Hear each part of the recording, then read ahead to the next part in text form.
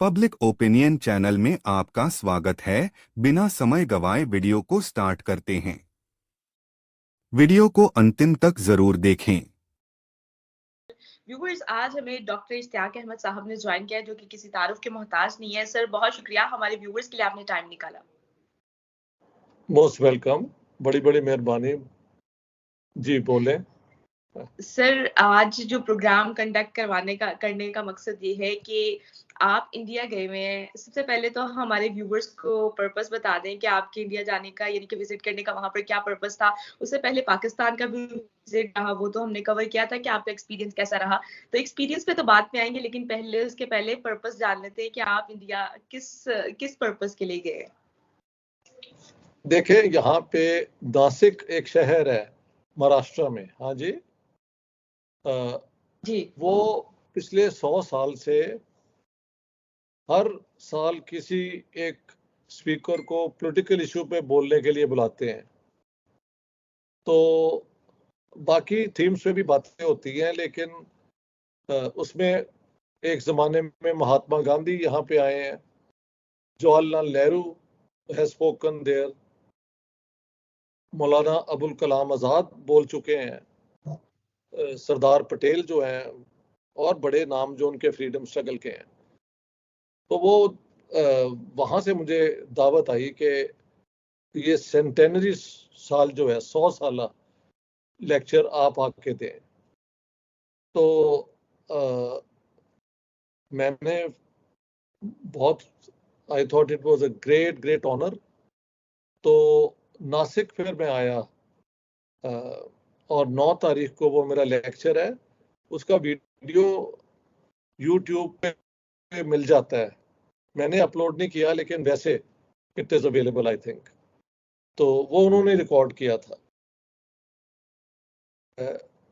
वहां पे टॉपिक था the tale of two brothers lost in affair. 2 भाई जो एक मेले में एक दूसरे से जुदा हो गए।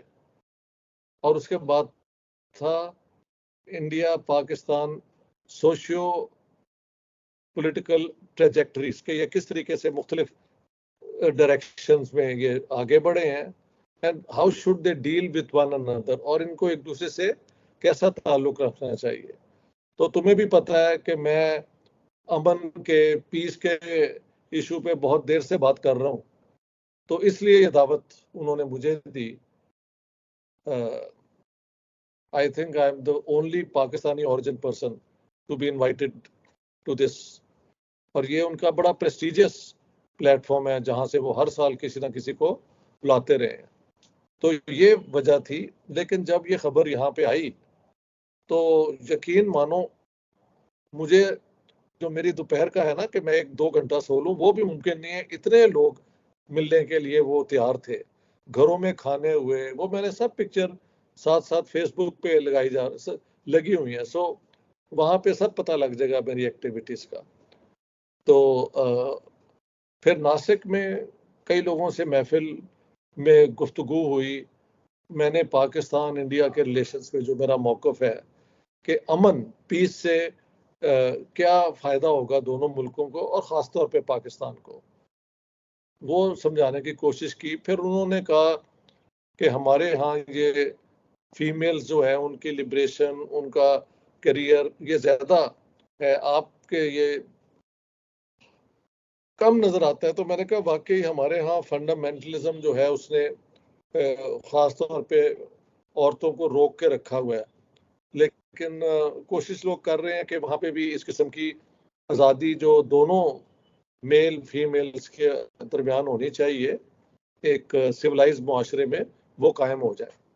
तो इस किस्म की बातें फिर मैंने उनसे सवाल किए। वहाँ पे एक स्कूल था जहाँ पे मुझे इनवाइट किया गया, और उनका फलसफा स्कूल का ये है कि टीचर और जो स्टूडेंट हैं, वो एक तरह की दोस्ती करके, और बच्चे जो हैं वो ना सिर्फ पढ़ना लिखना सीखें, बल्कि वो नेचर में जानवर जो होते हैं उनको भी लाया जाता है। उनको हाथ लगाओ, उनसे देखो ये सारा कुछ, और नेचर, एग्रीकल्चर, ये वो सारे उन्होंने वो किए हुए हैं। तो वहाँ पे पूरा एक आफ्टरनून मेरा गुजरा, वहाँ पे बातचीत भी हुई कि एजुकेशन कितनी इम्पोर्टेंट है। फिर यहाँ पे नासिक के मुसलमानों ने ईद मिलन पार्टी की हुई थी, वहाँ पे मुझे बुलाया हुआ था। तो वहाँ पे बहुत लोग आए थे और मैंने कहा भी दुनिया के अंदर कंपटीशन के बगैर गुजारा नहीं है। आप लोग अगर पढ़ाई लिखाई करेंगे तो आगे बढ़ सकेंगे, और ख़ास तौर पे अपनी लड़कियों को करियर बनाने में, एजुकेशन लेने में कोई रुकावट पैदा ना करें, वरना आप पीछे रह जाएंगे। तो वो भी उनको बात मुझे लगता है अच्छी लगी, क्योंकि वो सारे खुद प्रोफेसर थे, कॉलेजेस स्कूल चलाते थे, तो दे वर एजुकेटेड पीपल। वहाँ पे चंद लड़कियां भी आई हुई थी, उन्होंने एक ने गाना भी वहाँ पे गाया, वेलकमिंग। ये बड़ा अच्छा माहौल रहा। और भी मैं यहाँ के पॉलिटिकल जितने हैं लोग, उनसे बस मुलाकात कर रहे हैं दोस्ती के हवाले से। पब्लिक मीटिंग मेरी एक ही हुई है, और वो थी ये 9 मई को है। बाकी जो है ना इनफॉर्मल डिस्कशंस, वो दिन में 2-3 जगह बैठ के होती हैं। सो ये है मेरा इंडिया में आने का मकसद, कि जो मेरा अमन का एक मिशन है, peace between India and Pakistan. Pakistan में तो मैं ये कह के आ चुका हूँ, यही बातें हुई हैं वहाँ पे, कि इंडिया से दुश्मनी ख़त्म करो, इंडिया के साथ नॉर्मल रिलेशंस रखो, और कश्मीर के ऊपर भी इन लाइन ऑफ कंट्रोल को एक ऐसा बॉर्डर बनाओ जो कश्मीरियों के लिए भी आने जाने की आज़ादी कर दे, लेकिन एक हिस्सा कश्मीर इंडिया का हो, एक हमारा हो। तो उस पर भी बहस हुई कि भाई इसमें क्या। मैंने कहा वरना तो फिर जंग ही हो, या आप जंग करके पाकिस्तानी कश्मीर ले लें, या पाकिस्तान जंग करके आपसे कश्मीर छीन ले। लेकिन जंग अगर होगी तो न्यूक्लियर वेपन्स होंगे और इस पूरे इलाके की तबाही हो जाएगी। So I gave all those arguments. फिर घरों में उनके खाने, उन्होंने महाराष्ट्रियन जो हॉस्पिटैलिटी है पूरी, I have enjoyed. So I am having a great time. अब मैं नासिक से कल आया था बॉम्बे, मुंबई, और आज मेरी जो किताब है pre partition Punjab's contribution to Indian cinema, वो मशहूर फिल्म मेकर सुभाष घाई, हाँ जी, उन्होंने उसको अपने स्टूडियो में लॉन्च किया। तो वहाँ बहुत लोग आए हुए थे। तो अब वहाँ से वापस मैं यहाँ ठहरा हुआ हूँ। प्रोफेसर असगर अली इंजीनियर, इस्लाम के बहुत बड़े स्कॉलर थे, उनके बेटे यहाँ पे सेंटर चलाते हैं, centre for the study of society and secularism. तो उनका मैं मेहमान हूँ, और कल मेरे एक और दोस्त हैं सुजीत भट्ट, उनके घर चला जाऊंगा। फिर उसके बाद राजन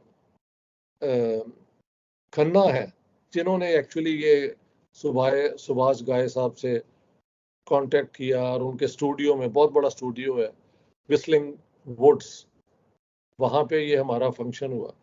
तो उन्होंने कहा जी 15 की तारीख को आपने हमारे घर आना है, और वहीं शाम को रहूँगा। 16 को फिर वापस I am going to Nashik, वहाँ कुछ देर रह के फिर पुणे जाना है। वो एक और बड़ा शहर है महाराष्ट्र का, वहाँ 1-2 प्रोग्राम ऐसे लोगों को मिलने के हैं। And then I am going to Delhi, और दिल्ली में हफ्ता डेढ़ रह के इंडियन पंजाब में जाऊंगा। वहाँ पे हर शहर में मेरा पहले इंतज़ार हो रहा है, हर जगह जानते हैं लोग। मेरी किताब जो है पार्टीशन ऑफ पंजाब, उसका तर्जमा हो चुका है पंजाबी गुरुमुखी में, तो बहुत लोगों ने पढ़ी। अभी एक फ़ोन आया था कि सर आपका बहुत इंतज़ार हो रहा है, आपकी किताब की वजह से you are household name. तो all this is now going to happen if all goes well. So that's ये ऐसे। सर आप क्या समझते हैं, आपने इंडिया में भी हैं, जो इंडिया के सर्कमस्टांसेस भी आप देख रहे होंगे, पाकिस्तान के जो सर्कमस्टांसेस तो आप देख के गए हैं, आपको क्या लगता है दोनों कंट्रीज में ट्रेड बहाल हो सकेगी आने वाले टाइम में? मेरे ख्याल से ये जितनी जल्दी हो जाए उतना ही इसमें फायदा है पाकिस्तान का और इंडिया का भी। तो ये अगर ट्रेड रिज्यूम नहीं कर रहे तो ये लोगों का, पाकिस्तान में तो वो भूखा मार के लोगों को कर रहे हैं ना। 150 रुपए किलो कहते हैं प्याज है, पता नहीं लेटेस्ट क्या रेट है, कितने, do you know how much is this kilo, कितना प्याज किलो कितने का है पाकिस्तान में? 200 से ज्यादा है पर केजी। तो यहाँ महल 30-25 रुपए या इसके इर्द गिर्द है। तो यहाँ पे इसीलिए गुर्बत तो है, लेकिन वो महल गुर्बत के साथ उसके लिए फाइट भी यहाँ पे चल रही है और ये कामयाबी से आगे बढ़ रहे हैं। मसाइल तो होंगे इतने बड़े मुल्क में, और जहाँ पे ये मिली जुली सोसाइटी है, इस किस्म का ही है। अगर आप चैनल में पहली बार सर आए ये हैं तो बताइएगा, चैनल को वैसे तो सब्सक्राइब बहुत करें जबरदस्त जिस तरह और आपने जो बेल की बातें बताई घंटी हैं को बहुत दबाएं जबरदस्त। ताकि अभी हमारी तक तो आने एक्सपीरियंस वाली चल रहा है, वीडियो आगे की आने वाला एक्सपीरियंस भी नोटिफिकेशन आपका आप बहुत तक अच्छा रहेगा। पहुंच जाए। और सर मुझे ये बताइएगा, एक तो वहां पर यह कहा जाता था कि जो है वो बड़ा डरा डरा सा है, आप भी उधर खुद लाइव उधर रह रहे हैं, तो आप क्या जैसे क्या आपने ईद मिलन पार्टी भी सेलिब्रेट के बाद काफी लोग यहाँ पे परसेप्शन बनाते हैं कि वहां पर मुसलमान काफी डरे डरे माहौल में रहते हैं। आप क्या कहेंगे इस बारे में? नहीं, देखे मैंने खूब पूरे शहर में फिर के देखा है कि मतलब रिक्शा ड्राइवर जो है पता लग जाता है ये मुसलमान है, दाढ़ी रखी हुई है, दुकानें हैं, बिजनेसेस हैं। यहाँ पे एक डायलिसिस होता है, जब किडनी फेल हो जाते हैं ना तो खून बदलना पड़ता है सारी बॉडी का। तो 21 बेड का एक क्लिनिक है जो हमारी तरफ से गए हुए राम छड्डा जी जो हैं और उनके दोस्तों ने मिलकर वो बनाया है। ये अपने पास से खर्चा करते हैं और लोग डोनेशन देते हैं। तो उनमें फिर एक हाजी साहब भी आए हुए थे जो यहाँ के बड़े बारसूख आदमी हैं। उन्होंने कहा जी मैंने 14 हज किए हुए, तो वो भी वहाँ पे थे और बड़ी बिजनेस है उनकी ये है। तो आम जिंदगी में तो जो है वो हर जगह आपको नजर आ जाते हैं, रोड्स पे जाते हुए पता लग जाता है। कभी बुरके वाली तो औरतें एकदम यू कैन आइडेंटिफाई, वैसे भी पता लग जाता है कि ये शायद मुसलमान है क्योंकि उन्होंने हिजाब टाइप पहना होता है।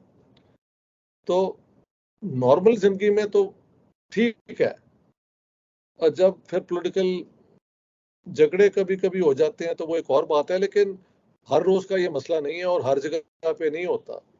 जहाँ पे होता है उसकी कोई सियासी वजह होती है। तो यहाँ पे बहुत लोग ये ऑर्गेनाइजेशंस में काम करते हैं, जिसे कहा जाता है कि सब लोगों को मिलके रहने की तालीम देते हैं उन्हें। सो आई वुडंट से कि मुसलमान इस तरह डर के रहते हैं कि वो अपने आप को छुपाते हैं। साफ पता लग जाता है दुकान मुसलमानों की है उनके ड्रेस से।